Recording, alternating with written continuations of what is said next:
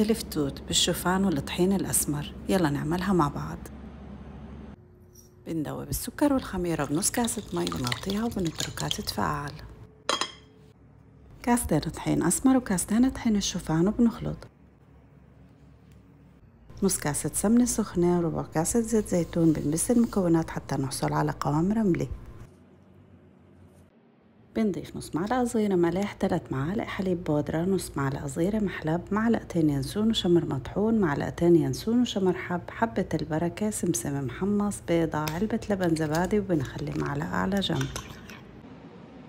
تفاعلت الخميرة بنضيفها على المكونات وأكيد معلقة خل نتخلص من زفارة البيضة. بنعجن حتى يتشرب الطحين كل السوائل، ولأنه استخدمنا طحين شوفان رح نحتاج كمان نص كوب مي وممكن أكتر.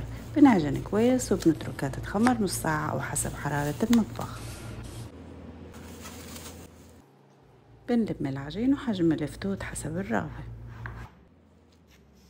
بنجمع كل قطعة فتوت ببطن الكف، بنقرص عليها وبنكورها. بنفرد قرص الفتوت بسماكة 2 سنتي، بنرصهم بالصينية. عملت فتوت بالجبنة والزعتر الأخضر، ممكن تحشوه بالبصل الأخضر. بندهن الفتوت بالزبادي وعلى الوجه سمسم والكمون الحب حسب الرغبة. بنتركها ترتاح ربع ساعة وعلى فرن مسبق التسخين. بنحمرها من تحت بعدين من فوق.